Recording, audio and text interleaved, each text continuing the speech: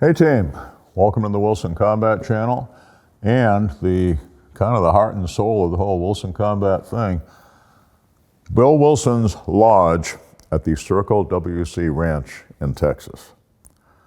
As you might imagine, in addition to all these cool, somewhat deceased critters, there's a whole lot of high-tech gear around here to play with and to train with. Let's take a look at this.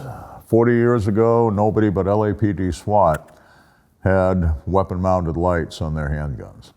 Today, they're extremely common for home defense. Darn near every uniformed cop on the street has a weapon-mounted light on their service pistol.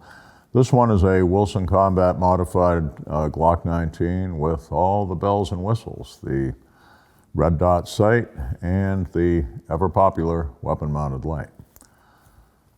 We've seen a lot of folks using this technology the wrong way. And not just private citizens, but some police and security too. Hear me on this, folks. The weapon-mounted light is not for searching.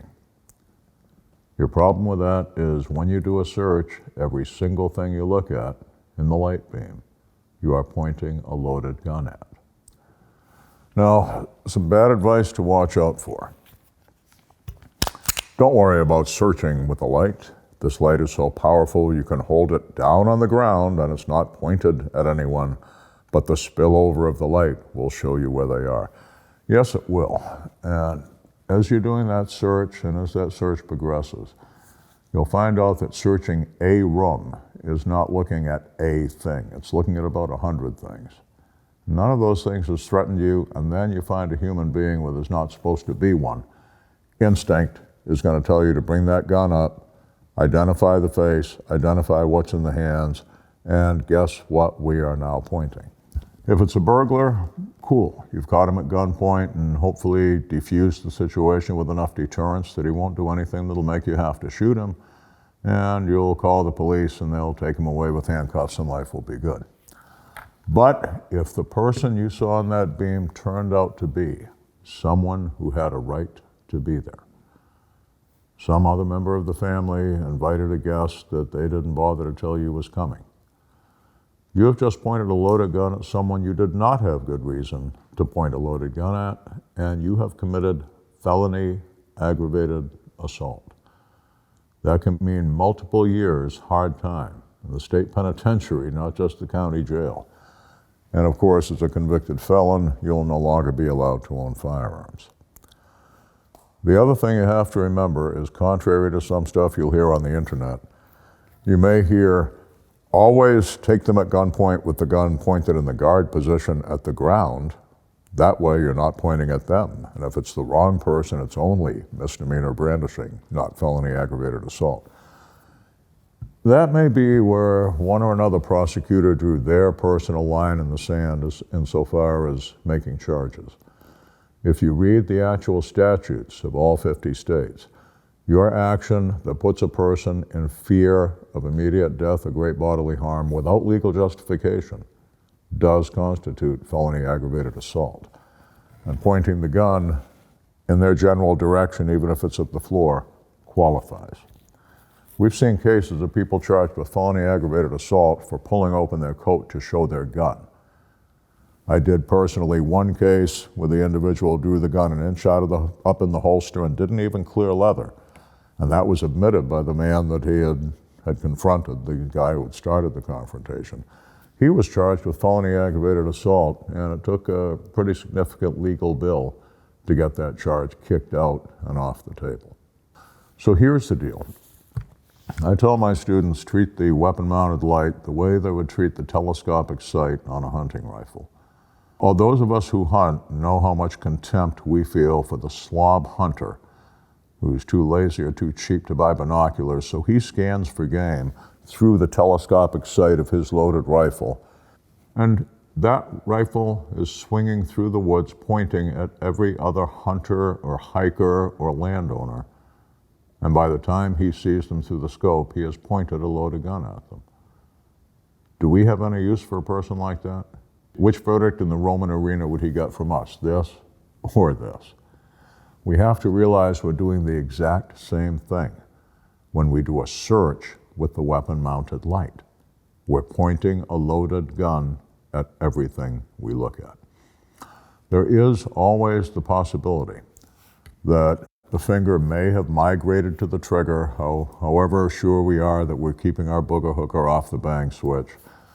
And now we see that 100th thing we look at as something that surprises us, and we have a startled response. I'm not going to say you're going to do that. I'm going to say the possibility exists, and your accusers will say the same thing. And they will consider your act to be reckless, wanton disregard for human life. Now, am I going to tell you not to put a weapon-mounted light on your weapon? No. Any more than I'd tell you to take the telescopic sight off your hunting rifle. In the one arena, we'll never know how many lives have been saved when at dark 30 on the last day of hunting season, some disappointed hunter who hadn't seen anything thinks he sees a deer, and he brings up that rifle, and if he'd had Grandpa's iron sight rifle, he might have pulled the trigger. But the magnification of the telescopic sight shows him, no, it's some lightweight yuppie from the city that picked a really bad day to go for a walk in the woods wearing gray-brown Carhartts and a white handkerchief sticking out of the hip pocket. We know it happens, and we know it saves lives. We've seen, proportionate to the number of hunters, fatal hunting accidents, mistaken identity hunting accidents going downwards over the years. And that has been concurrent with the rise of the telescopic sight on the hunting rifle. Now, what's that got to do with what we're talking about here? We're never going to know how many lives have been saved when the cop in the dark alley or the homeowner in the hallway put that light on at the last instant and realized, no, that's not a gun in his hand, that's car keys in his hand or something, I don't have to shoot him. These things save lives when they're used properly. So here's the deal. If you're going to have the weapon-mounted light on your handgun, fine. Always, always, always have separate illumination for searching. Use this to find what you think is the threat. You found the threat, drop the damn thing, go to the one on the gun, because now we have an identified threat, and taking him at gunpoint is absolutely justified once we have PID, positive identification. Another part of the analogy that holds true, the telescopic sight on the hunting rifle and, in poor light situations, the weapon-mounted light on the sidearm allow you to hit what you're shooting at better if it is time to shoot. It greatly improves hit potential in night shooting as surely as the telescopic sight improves accuracy in the hunting field. Use things the way they're meant to be used. Those of us who are parents spend our lives telling our kids that. Use things the way they're meant to be used. Do the same with the weapon-mounted light that you keep or carry for home defense. And they are compact enough now, and the holsters that we have today are the best ever. You literally can practically have one of these on your concealed carry everyday pistol. But use them wisely, use them the way they're meant to be used. Prevent tragedy, and keep yourselves out of trouble.